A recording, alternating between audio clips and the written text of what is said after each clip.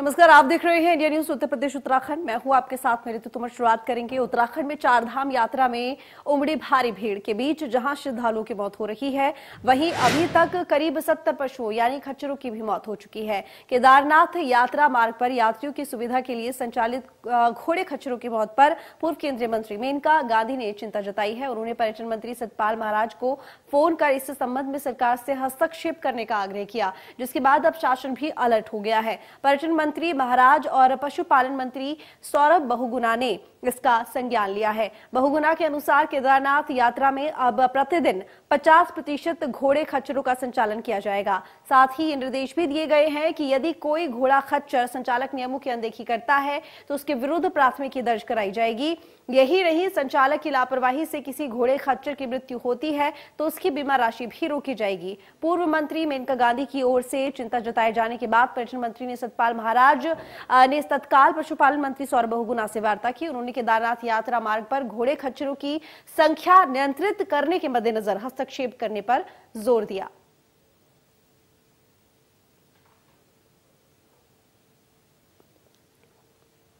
तो बता दें आपको, जिस तरीके से श्रद्धालुओं की हमने देखा कि पिछले कुछ दिनों से लगातार मौतें हुई हैं और साथ ही न सिर्फ श्रद्धालुओं की बल्कि जो घोड़े खच्चर चलते हैं इस मार्ग पर उनकी भी मौतें हो गई हैं और इसकी संख्या लगभग 70 पर पहुंच गई है।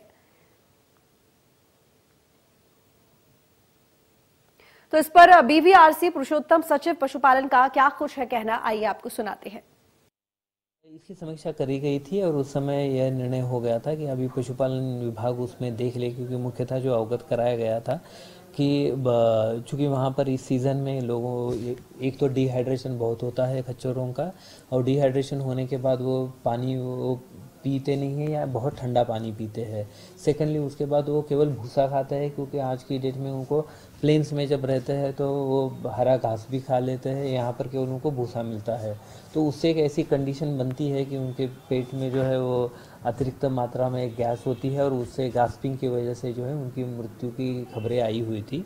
तो इसमें विभागों को कहा गया है, एक तो रोस्टिंग करने के लिए कहा गया है कि जो खच्चर चलेंगे वो भी रोस्टर के हिसाब से चले ताकि खच्चरों को आराम मिले, वो कंटिन्यूस बैक टू बैक जो है उनकी बुकिंग न कर ली। दिलीप जावलकर पर्यटन सचिव ने क्या कहा है वो भी आपको सुनवाते हैं। केदारनाथ यात्रा इस बार पूरा चारधाम यात्रा में रिकॉर्ड तौर पर यात्री पूरा भारत से यहाँ पर उत्तराखंड आए हैं, पधारे हैं। विशेष तौर पर केदारनाथ का मैं बात कहूँ, वहाँ पर मैक्सिमम खच्चर से लोग वहाँ पर म्यूल से जाते हैं वहाँ पर केदार बाबा के दर्शन करने के लिए। इस वजह से क्या हुआ है कि इस बार खच्चरों के ऊपर काफ़ी दबाव बढ़ी है। पशुपालन विभाग द्वारा 3 टीम पहले तैनात की गई है। जब हमको ये सूचना मिली कि वहाँ पर मृत्यु ज़्यादा संख्या में हो रहे करके, खच्चरों की मृत्यु हो रहे करके, इसलिए हमने 3 अतिरिक्त टीम्स वहाँ पर भेजे गए हैं, बहुत यमुनोत्री और केदारनाथ धाम के लिए है। और हमने जिला प्रशासन से एक आदेश भी भेजा है कि वहाँ पर एक खच्चर सिर्फ एक ही ट्रिप करे दिन में और ज़्यादा ट्रिप्स ना करे। उसको तुरंत उसका अनुपालन जिला पंचायत द्वारा और जिला प्रशासन द्वारा करना चाहिए करके हमने कल जिलाधिकारी से भी मेरा बात हुई और मुझे उम्मीद है कि 3-4 दिन के अंदर ये व्यवस्था।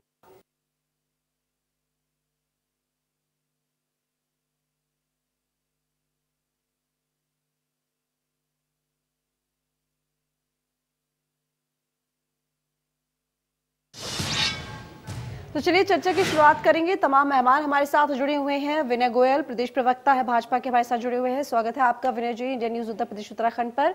साथ ही हमारे साथ डॉक्टर प्रतिमा सिंह जी भी जुड़ी हुई हैं, प्रदेश प्रवक्ता है कांग्रेस की। प्रतिमा जी, आपका भी बहुत स्वागत इंडिया न्यूज उत्तर प्रदेश उत्तराखंड पर। प्रतिमा जी, पहले आपके पास ही आऊंगी। देखिए, हमने देखा कि पिछले कुछ दिनों में कई श्रद्धालुओं की मौत हुई है चारधाम यात्रा के दौरान, लेकिन न सिर्फ श्रद्धालुओं की बल्कि जो घोड़ा खच्चर उस रास्ते पर चलते हैं लोगों की सुविधाओं के लिए, उनकी भी मौत हो गई है और यह आंकड़ा 70 तक पहुंच गया। ऐसे में अब जाके सरकार ने यह फैसला लिया है कि अब यह संख्या आधी कर दी जाएगी, यानी कि जितने भी घोड़ा खच्चर उस रास्ते पर चलते थे अब 50% ही वो चलेंगे और उनका जो रूट होता था जिसमें वो कई चक्कर पूरे दिन के करते थे, अब वो भी 1 या 2 ही किए जाएंगे। इस फैसले पर आपकी क्या प्रतिक्रिया प्रतिमा जी?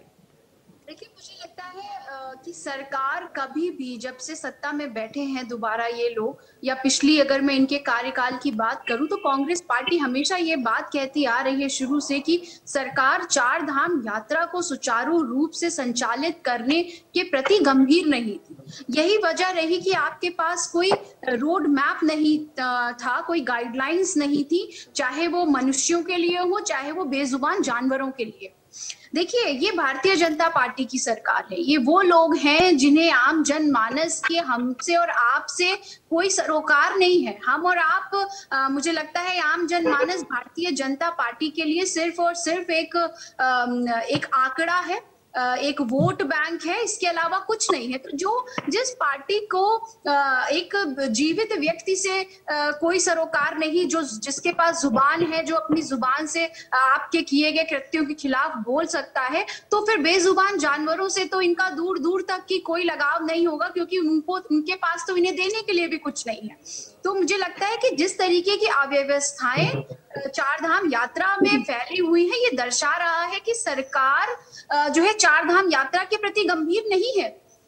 और जो चार धाम यात्रा उत्तराखंड के लिए एक अभिमान और सम्मान की बात है, आज पूरे विश्व की नजरें देवभूमि पर टिकी हुई हैं। और सरकार को आप बताइए एक बात छोटी सी, कि जब चार धाम यात्रा शुरू हुई उस वक्त पर्यटन मंत्री विदेश में घूम रहे थे। जब विपक्ष ने सवाल किया तो आप कह रहे हैं आप निवेश लेने गए थे। अरे भाई, आप निवेश कैसे ला सकते हैं? वहां की स्थितियां, परिस्थितियां, यहाँ की टूरिज्म की स्थितियां, परिस्थितियां, भौगोलिक परिस्थितियां अलग है। मुख्यमंत्री जी को आपने कितनी बार देखा कि परिवहन मंत्री के साथ या जल मंत्री के साथ या जो है पर्यटन मंत्री के साथ कितनी उन्होंने बैठकें की होंगी?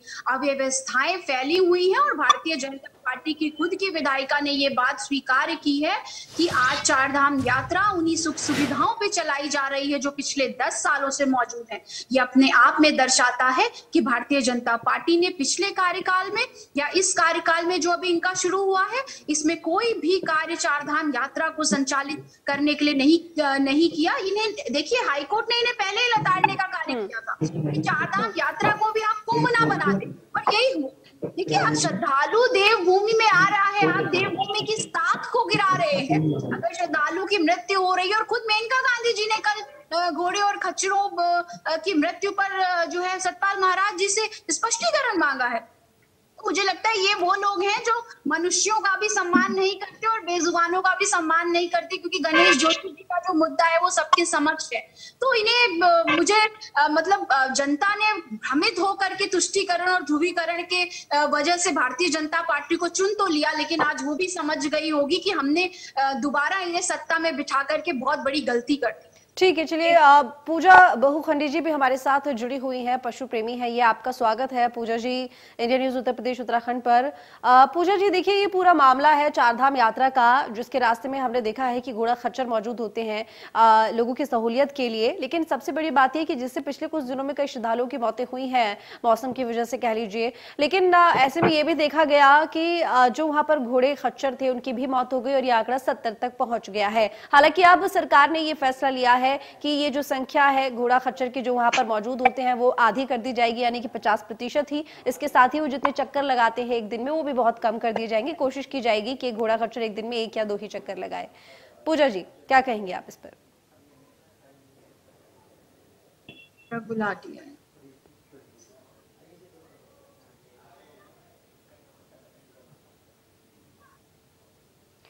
पूजा जी, मेरी आवाज मिल रही है आपको?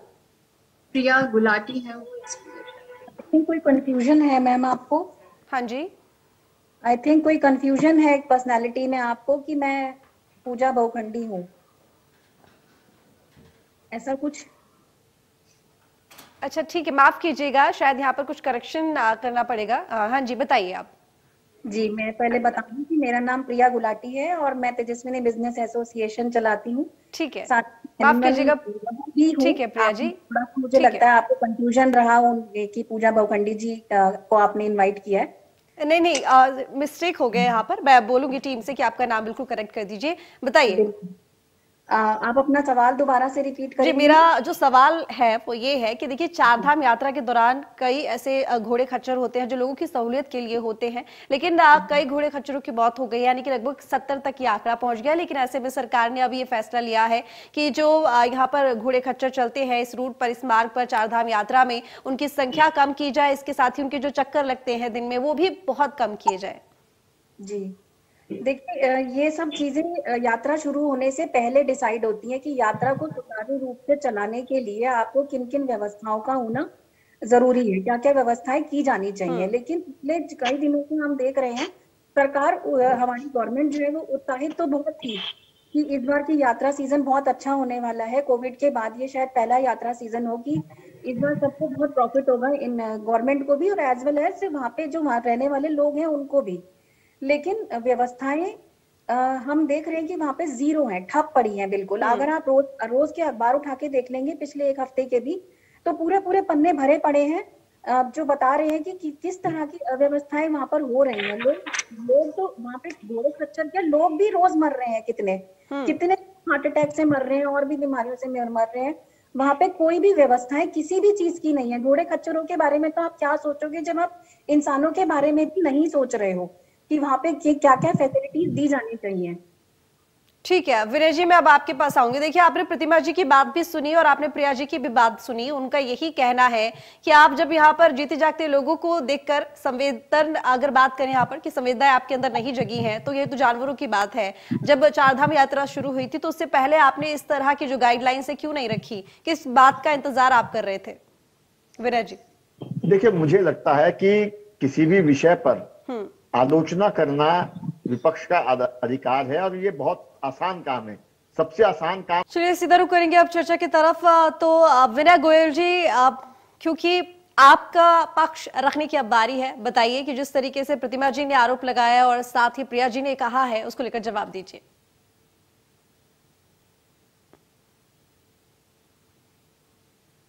अनम्यूट कर दीजिए विनय जी, आपकी आवाज नहीं आ रही है, अनम्यूट कीजिए तभी आपकी आवाज आएगी। हाँ जी बोलिए। मैं कह रहा था कि विपक्षी दलों का काम आलोचना करना है, उनका अधिकार है, वो कर सकते हैं। लेकिन मुझे लगता है कि मैं, और ये बात मैं चुनौती के साथ कह सकता हूं, कि क्या प्रतिमा जी कोई एक ऐसी व्यवस्था बता सकते हैं कि जो कभी पूर्व की सरकारों ने, जब इनकी भी सरकारें रही, उन्होंने की और भारतीय जनता पार्टी ने वो व्यवस्था ना की हो, उससे आज की तारीख में कई बेहतर व्यवस्थाएं ना की हो।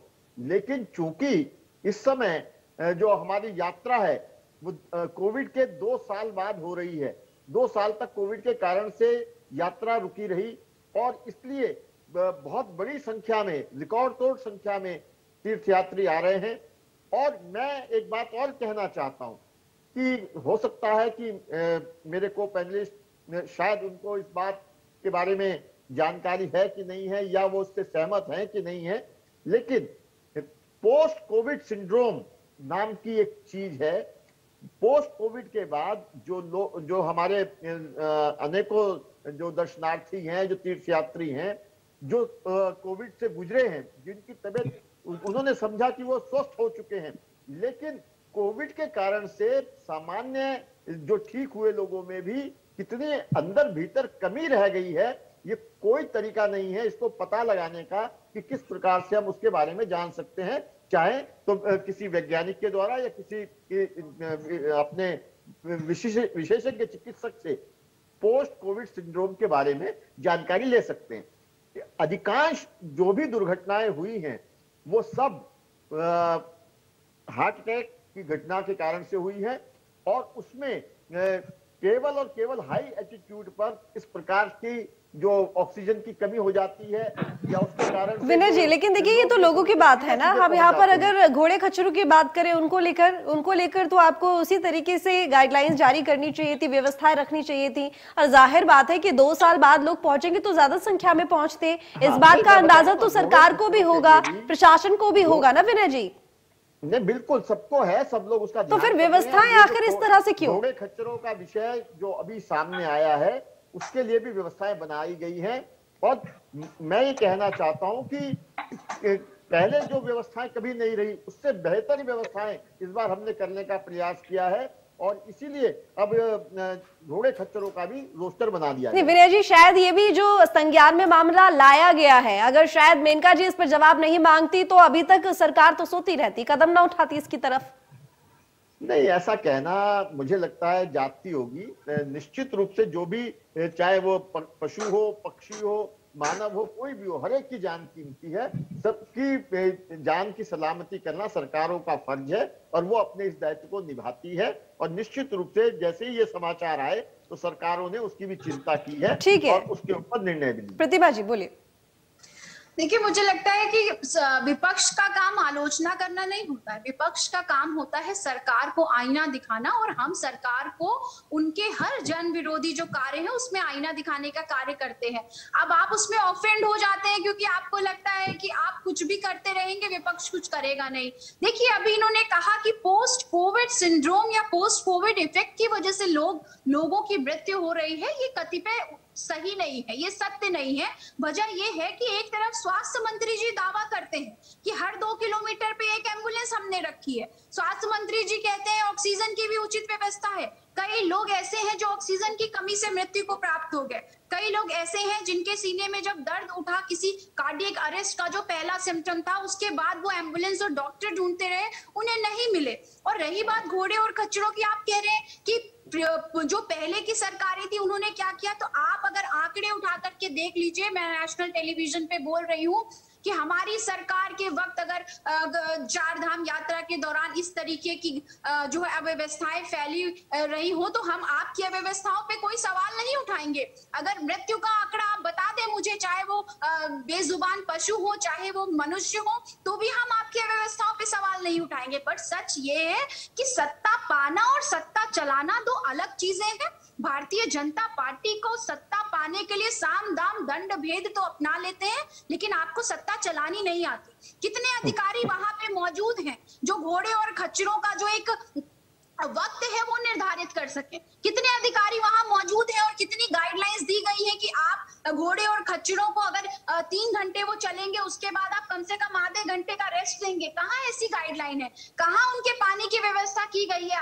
कहाँ उनके खाने की व्यवस्था की गई? अरे आप मनुष्यों के लिए पानी और खाने और रहन बसेरों का अरेंजमेंट नहीं कर पा रहे हैं, आप बेजुबानों के लिए क्या करेंगे? और एक बात आपके संज्ञान में लाना चाहती हूँ कि कई वीडियो वायरल हो रहे हैं कि जिस तरीके से घोड़े और खच्चरों की मृत्यु हो रही है, उन्हें ऊपर से नीचे नदियों में फेंका जा रहा है उनके शवों को, उसकी वजह से एक बहुत बड़ी दिक्कत इस प्रदेश की जनता को आ सकती है, क्योंकि ये वही नदी का पानी है जिससे लोग अपने सारे काम करते हैं और बहुत सारी जगहों पे वही नदी का पानी जो चलिए ठीक है, समय हो चुका है। चलिए प्रतिमा जी, बहुत धन्यवाद आपका चर्चा में शामिल होने के लिए।